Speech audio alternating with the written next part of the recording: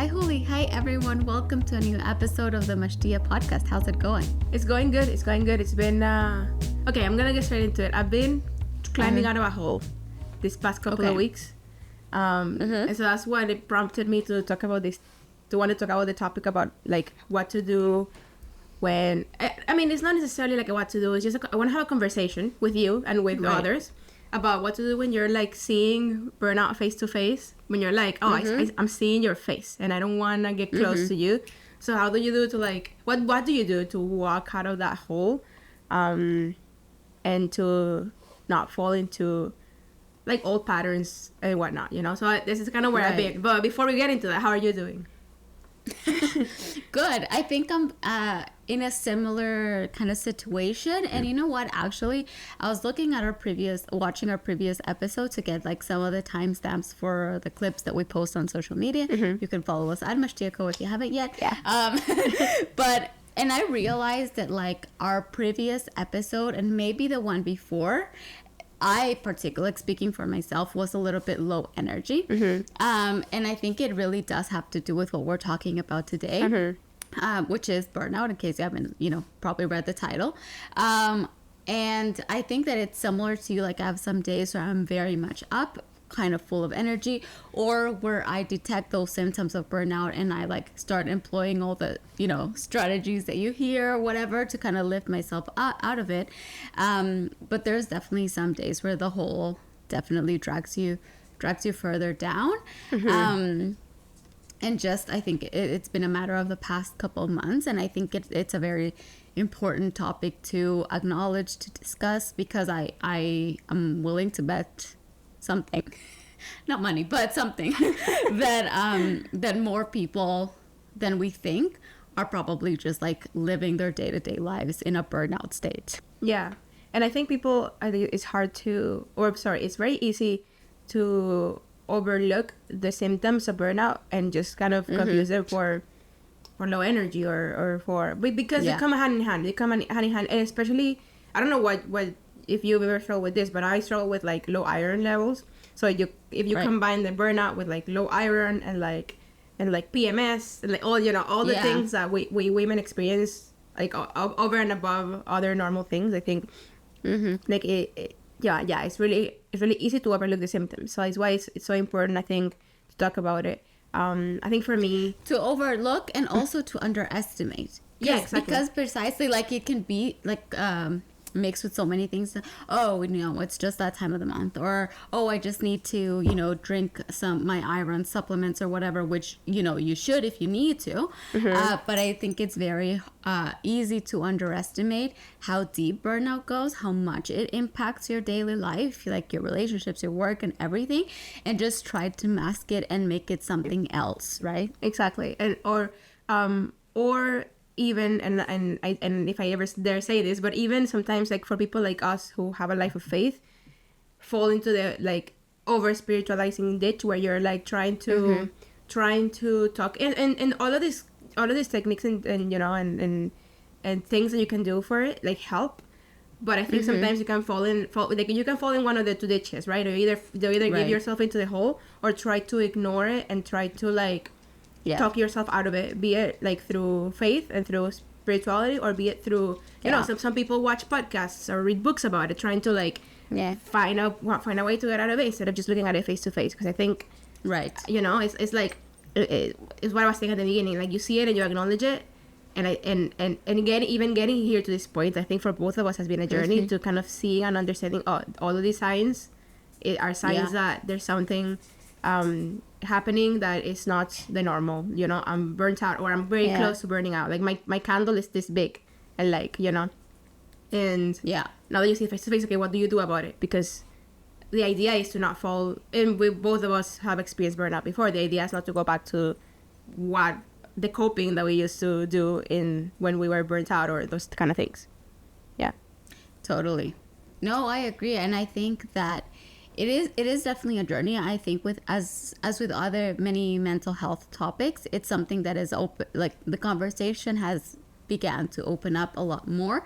I think that COVID was definitely a big turning point in terms of the conversation around like burnout, because so many people started like outright expressing it, especially those in the medical or helping fields in general, and health services in general. And so I think that it's often important to keep it going and see, like, as you say, the different ways in which it impacts us, where it's coming from, what we can do, because of course in its most extreme versions it might definitely require some sort of like, you know, extended leave or extended time away.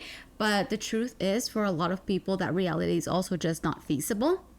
And so you kind of just keep going and going and going and burning yourself further. So like, how do we get to that point where we either prevent it, manage it, or if we are there already, can continue with our daily responsibilities while navigating it and coming out of that hole, right? Because like, for example, a mom can't just you know, like leave the child on the streets and leave the child, right?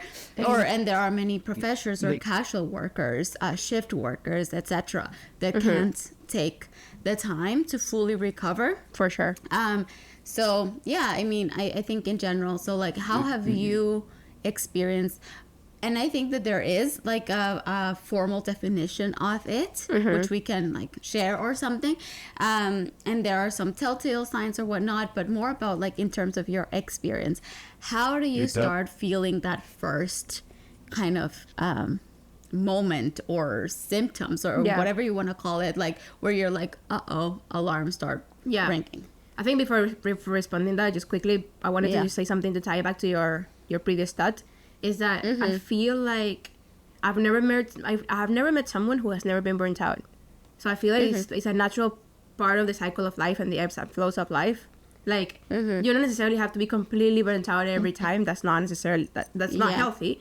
But getting close to burnout in life, especially with how busy life gets and how stressful life can be, I think it's a natural part of the life, of the process of living in this world, especially with like how much social media we get and how bombarded we get with news headlines and all these things that just feels like it's swamping our head. I think it's totally normal and it's totally part of it. So I think part of the conversation is also trying to figure out how to see it, acknowledge it, and walk back.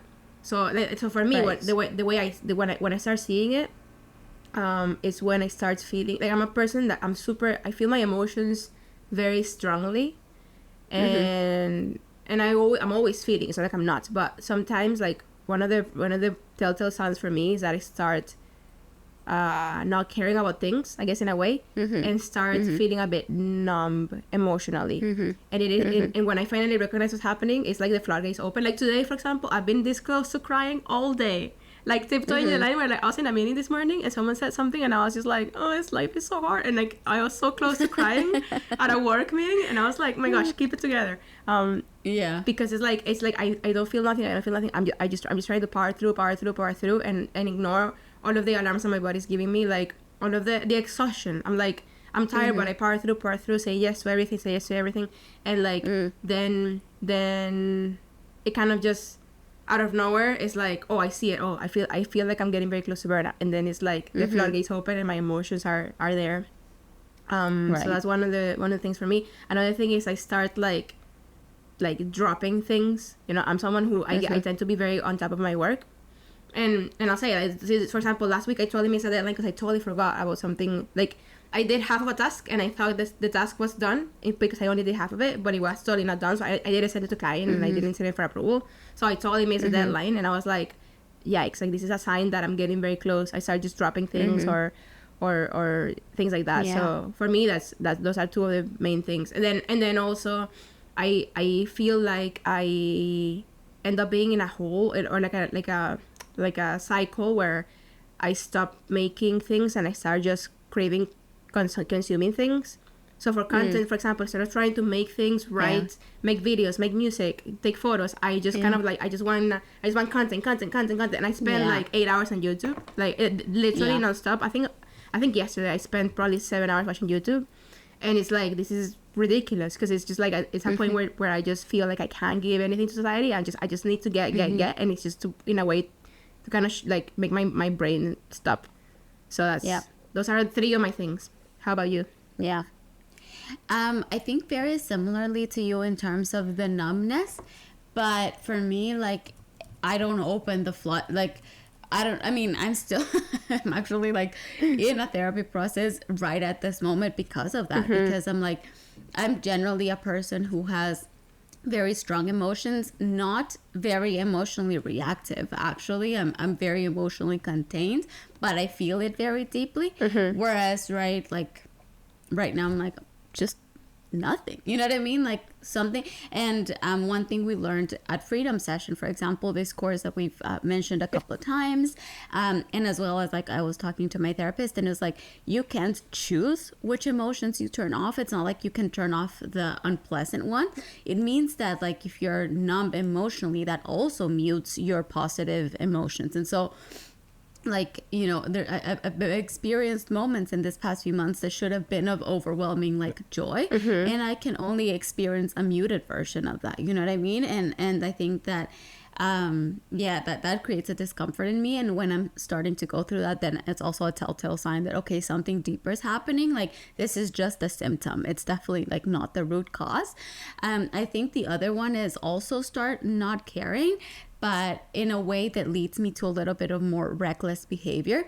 So reckless spending, reckless eating, probably in that pursuit of feeling something.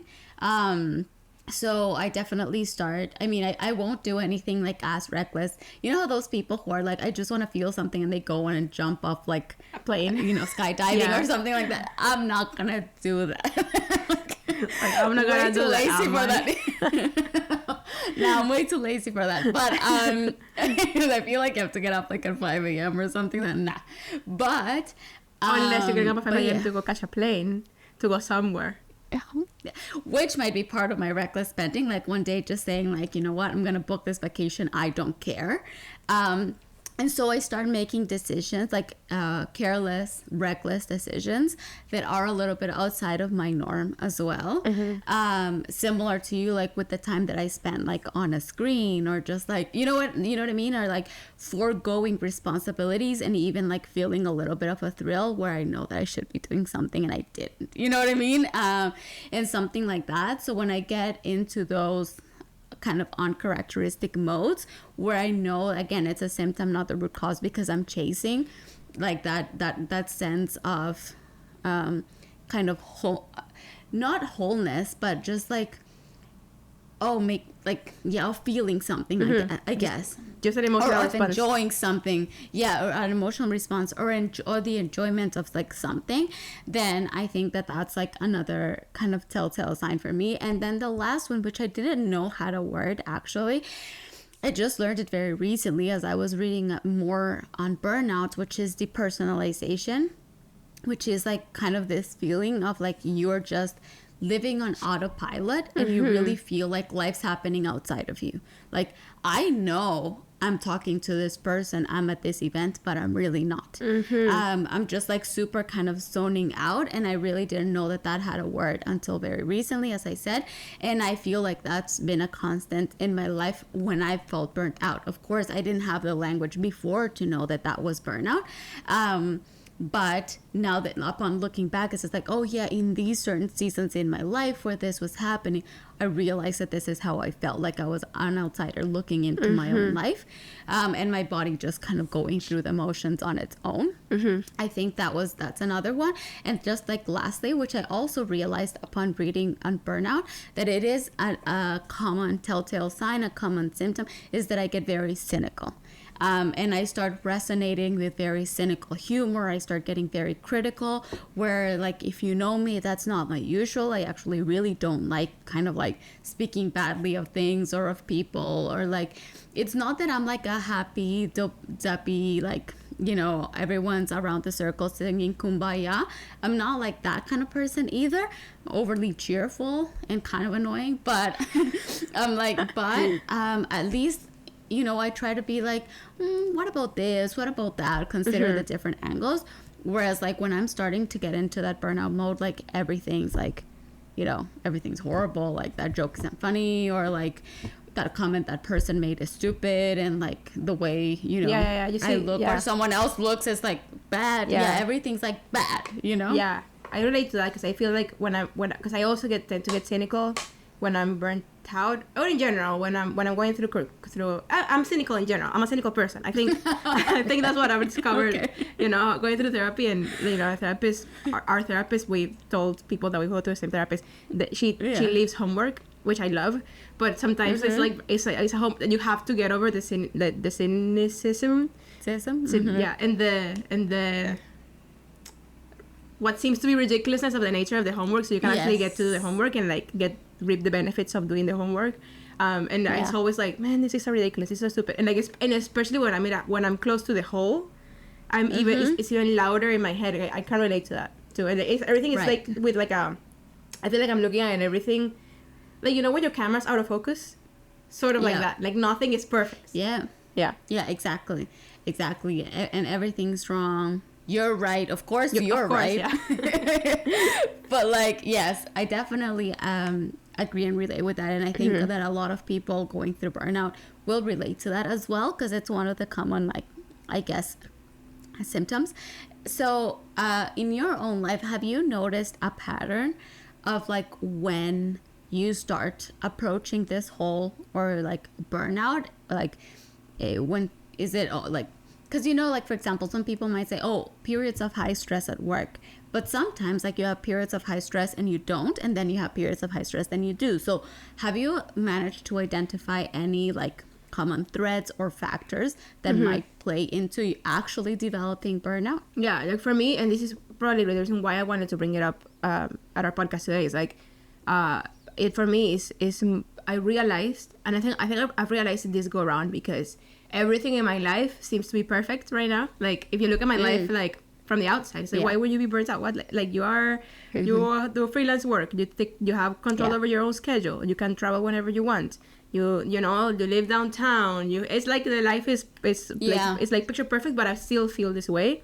And so for me, it's two things. Well, like, one of them is, again, we've mentioned our faith. Like, for me, is when I'm far away from God spiritually, I might be still going through the motions, but when I'm actually like not praying or spiritually not connected, that's one of the ways that I can quickly go into burnout, because I tend to lean more into my cynical side, you know, and I think just seeing the world that way just help. It's very easy to get burnt out when you're looking at the world in a cynical way, because everything honestly is awful. So like when you're like, oh my goodness, this war here, war there, flooding there, house of living crisis, like cost of living crisis, all these things, it's like, it's very easy to get burnt out with that reality when you don't have anything positive to hold on to. So that's one of the kind of reasons. And I'm not saying I'm like anti-ego, you know, like, no, I'm just like very, it's kind of like one of the reasons, one of the ways that I can see it. And another thing is when I am not doing anything that's creatively fulfilling me. And I think that's something that, I mean, and this project has been very creatively fulfilling for me, like even getting to make content and things like that. But it's something that I would love to invest more time into, so I can be more creatively fulfilled, so then I can come up with better ideas. Because it's a cycle, right? If you don't get creatively fulfilled, then your creative brain isn't turned on to be able to come up with ideas that then you can execute. It's like if you're burnt out, it's really hard to come up with ideas to even get there. And the issue with that is that if you're burnt out, then, and I was talking to my husband about this yesterday, it's a cycle. Like, I know that the way to get out of burnout is to like get up, get my camera, and go take photos, and that will refresh me. But I have no energy to do that, you know. And so it's like it's that thing. Like if I'm investing, catch-22. Exactly. And I think, like, we were talking the other day at the episode about when I went to stop. It's like having your energy banks, and I've invested my entire energy bank into my energy dollars into other things that are not giving me any dividends. So I'm just like cashless right now. So the only way to get the dividends back is by investing what I do have right now into things that are gonna give me my investment back, I guess, in a way. So yeah, those are the two things: cynicism, when I'm like leaning into that side of me and not leaning into God, and then when I'm not being creatively fulfilled, so I can continue to because as creatives, we and people in general, like we exchange our time for money, and our time equals output. So if we're always trying to output, but we're not getting any input in return, we are always going to be burnt out, because we're giving more than we're receiving. So it's kind of like, and especially as creatives, because our work gets commodified. So we're selling our creativity. If we want to do that like full time, So which is why it's so important to continue to have an outlet that has something to do with your work. But if you don't do that repeatedly, then it can be very easy to like get burnt out with what you're doing. So I think that's totally. I think I relate a lot to the part about like just that relationship with God and that kind of closeness, because I think that you know the interesting thing, and this is part of like more, I guess, Christian doctrine or theology, is that as human beings we're finite. And I think that in order to fill our tanks, it has to come from a source that is not finite. And this is where like doctrine comes in, like according to, you know, the Bible and Christianity, like one of God's attributes is that he's infinite, right? And so that is something that can definitely continue to, like, his presence and just being with God is something that can continue to fill you up indefinitely. But I think that sometimes when we're empty, we look to be filled with other things that can only fill up to a certain point and a certain extent. And so I think that definitely that spiritual part is huge and it's big in the burnout part. But similar to you, it's like that catch-22 of like, well, I also don't have the energy to like, you know, sit or like read my Bible or go to church or whatnot. But I think that I think that, I don't know, like once you kind of do, it's easier to get at least like started with it. I think the other part too is, and we've kind of touched on this in other episodes, was like I'm a person who craves like that variety and space and freedom. And I think that when I go through extended periods of time where I don't have that, and where I think I'm gonna narrow down or summarize this 3 into the verb play. When I lack play, I think that that's when I definitely start feeling very burnt out, when it's like just a bunch load of responsibilities, deadlines, have to do this, have to do that, have to do like worries, which has been like basically the past few months for me. It's all been paperwork, processes, responsibilities, financial commitments, things at work, things with family, just like, and just so many moving pieces of things that are in the here, in the now, in the tangible, where I'm like, I'm a very ideas person. I like to live in the abstract. I like to live in the imagination, let my mind roam free, and with that, like, have space in my life to pursue that play in the way that, in whatever way it comes, whether it be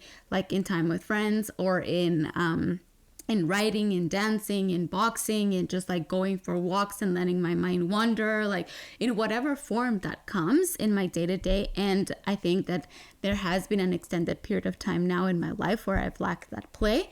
So like that kind of like that freedom and that variety and that just like sense of exploring the world and wondering and, you know, letting my mind do that. I'm not gonna get into a whole inner child thing, but like it truly, yeah. I mean, in like kind of feeding that part of the soul, right?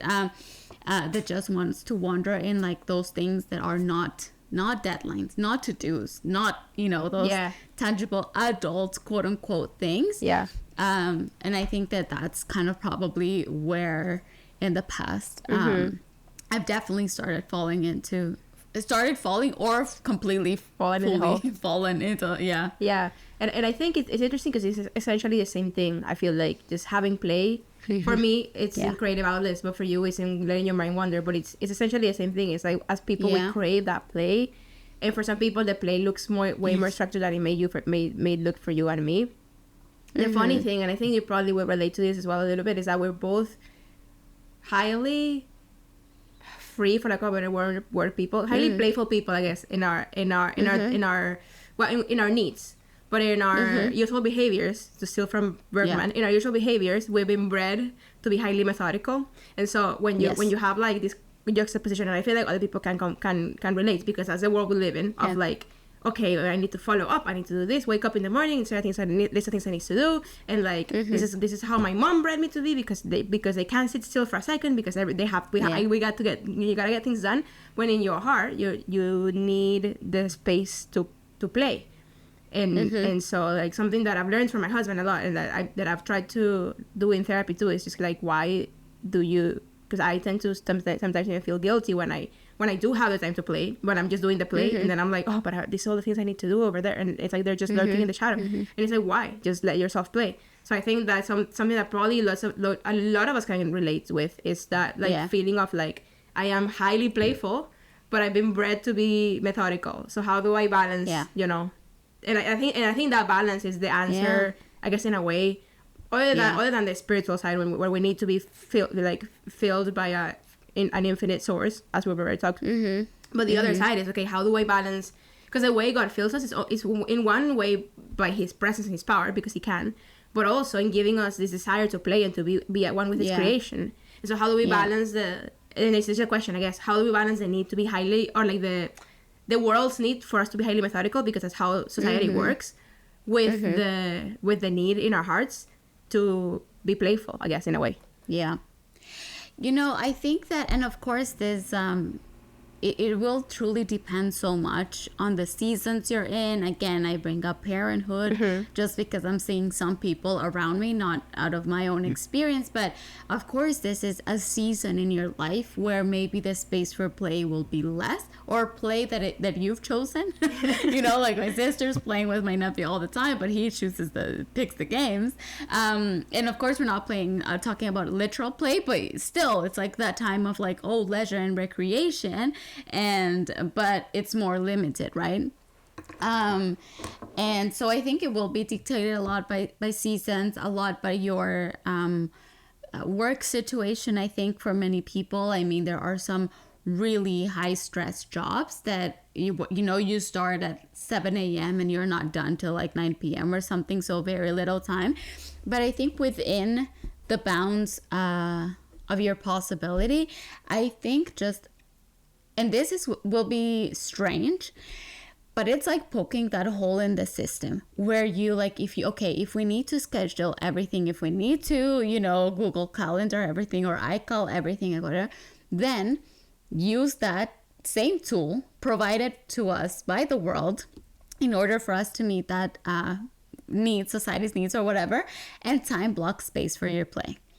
So it's just like, yeah, maybe I don't have the time to like, oh, let me sit and write, and however long it takes, like that romanticized idea of the writer that we've spoken of many times, or the artist, where you're like, let me grab this white canvas and however long it takes, no, maybe sometimes depending on your life situation, it will be need to be a little bit more time bound, but within that time, like nothing else is allowed. You know what I mean? Like no phones, no other to-dos, like while you're time playing.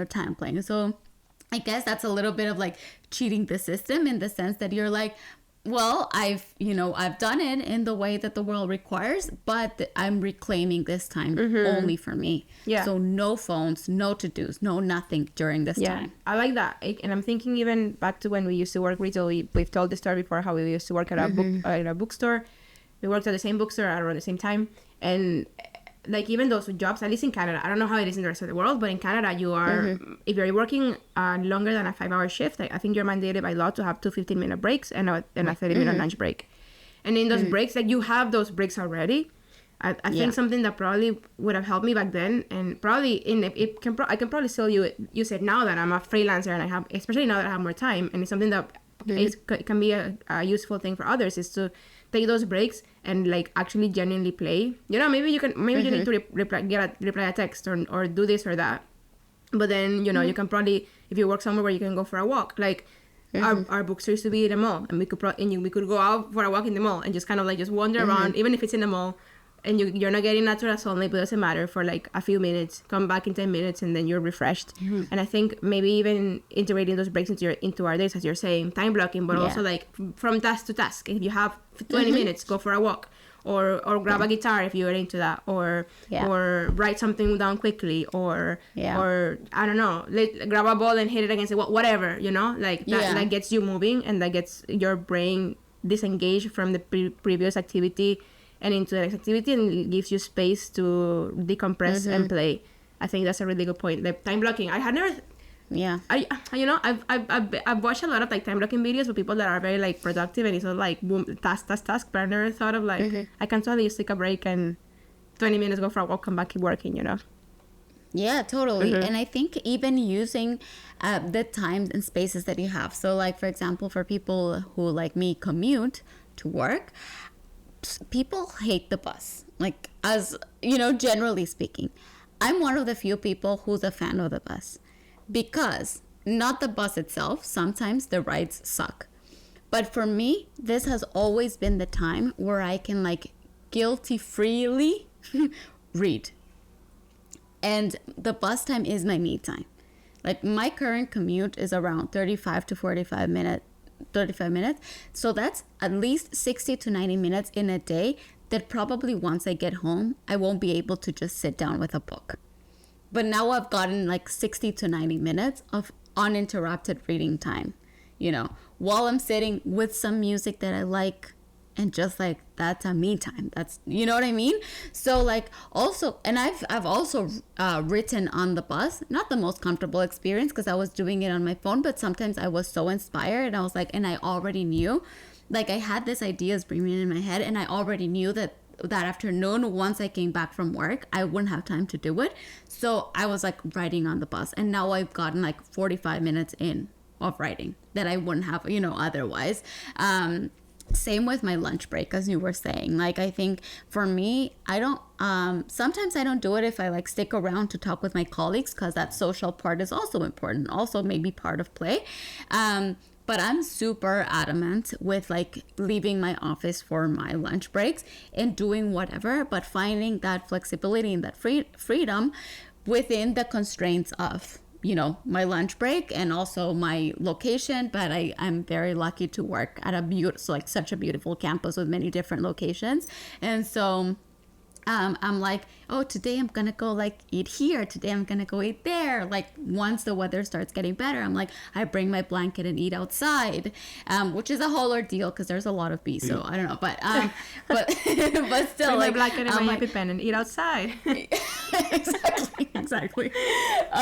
But just like finding that variety or whatnot within the constraints that I already have, but that already does wonders for my brain. Like, it seems like such a silly suggestion, but like, it's a 360, no, not a 360, a 180 for my brain. Yes. Yeah. And I similarly, like last week, last Friday, I was like, I made lunch and told my husband, let's go eat lunch. Let's have a picnic. And I brought the blanket, the 2 containers, and just kind of ate lunch downstairs at the park, because I live across the street from a park. And like, it was great. And I think another thing that also helps me is to, and I'm really bad at it. I'm trying to get better at it. But once I do it, it really helps me, is to tell someone that can help you stay accountable to yourself, but also help you bring space, you know? Yeah. I have a friend, and this, I'm grateful for this, because it was a very like kind of divine connection. But I have a friend who is a young mom, like recent mom, who is feeling very, very burnt out. And I very, very randomly texted her and offered to go watch her child for a couple of hours. And she was like, oh my gosh, yes, because like, and so it's one of those things where like, if I wouldn't have texted, I probably would have known that she was in this space. But if she would have reached out to text, then I probably would have already, like, she probably could have saved herself a little bit of or like trouble, because, you know, but it's so hard to ask for help. And I get it because I am the same. I don't, you know, if I probably would have said something about the deadline that I didn't meet last week, I probably wouldn't have been in a point where I felt bad because I missed a deadline. If I would have said something before about feeling this way, you know. So it's kind of like, say something to someone, be it your friend, if you have a partner or something, your partner, if you have other friends, like, you know, anybody, even if you have a relationship with them, like your manager or your boss, like, depending on of course, like, it's not gonna be like, if you're just a professional and you don't have a personal relationship, you're not gonna be like, hey, out of nowhere, I'm burnt out, because it'll be weird. But like, if you have that someone that you can talk to, and that can help you stay accountable to the things that you need to do to be filled again, but also that can help you provide those spaces. Maybe it's someone that can take you out on a fun activity, and that's like a time for play. Maybe it's someone who, like, you know, all those things. Like, maybe it's someone who can come, you know, watch your dog so you can go spend some me time or whatever, you know. Like, there's just people that can help you and that are in your corner for a reason, and just in a way use those people, because that's what community is for, you know, for support. Yeah, totally. And I think, you know, like,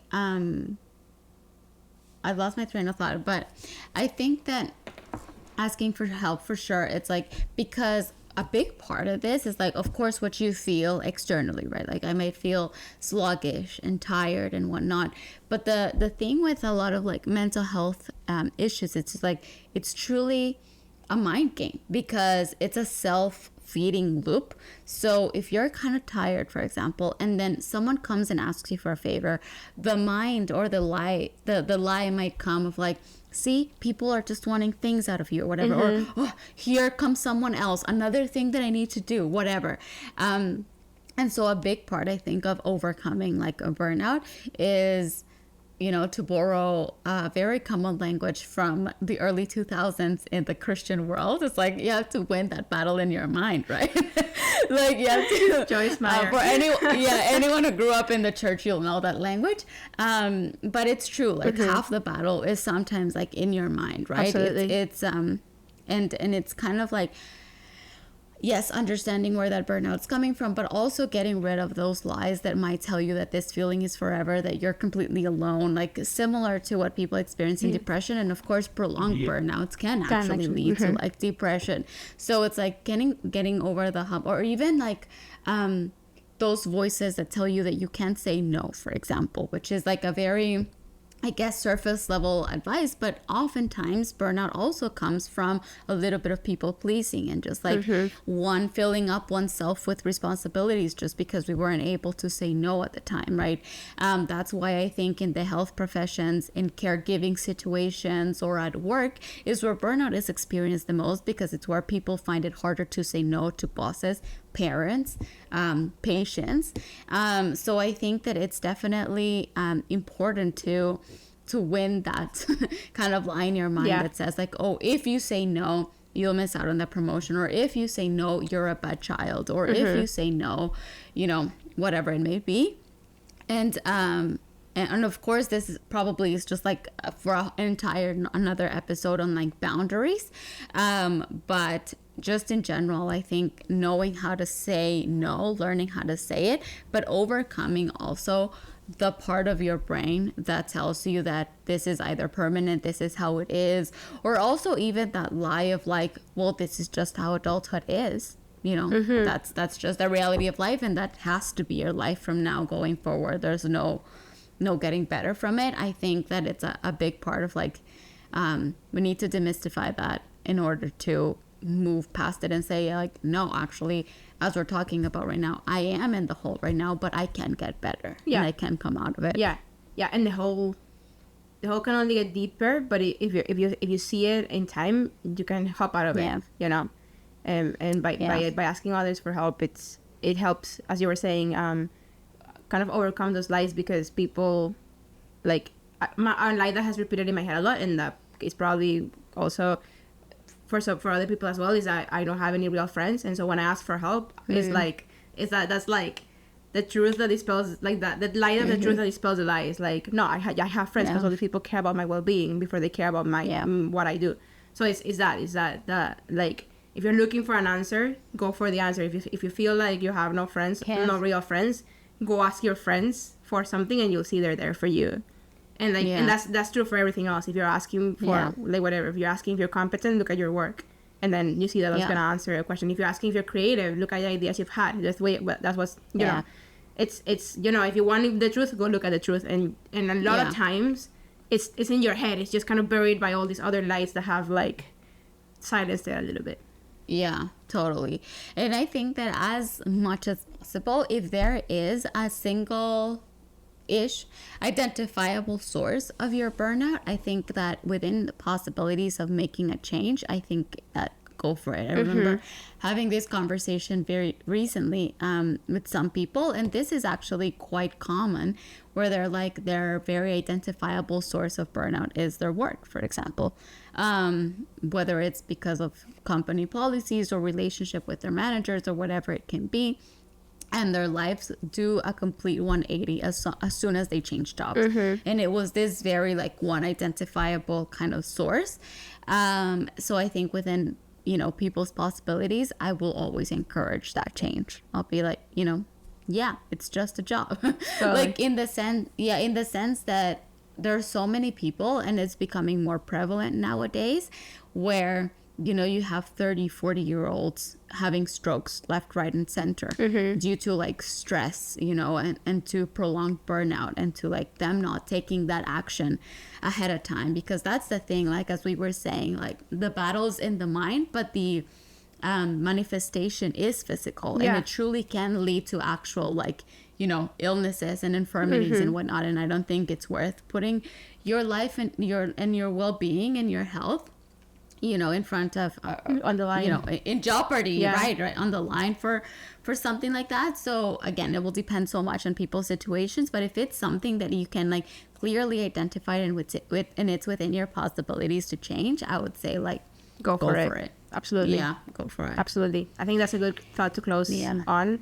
I think you mentioned earlier, if you want to follow us on Instagram, we're doing loads of really good content, clips from our episodes, but also content related to the episodes.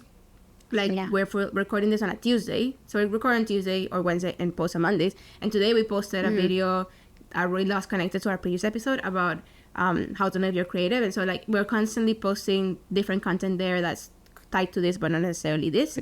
And it's a good way to share it with friends if you find it helpful, or if you think this can help someone else.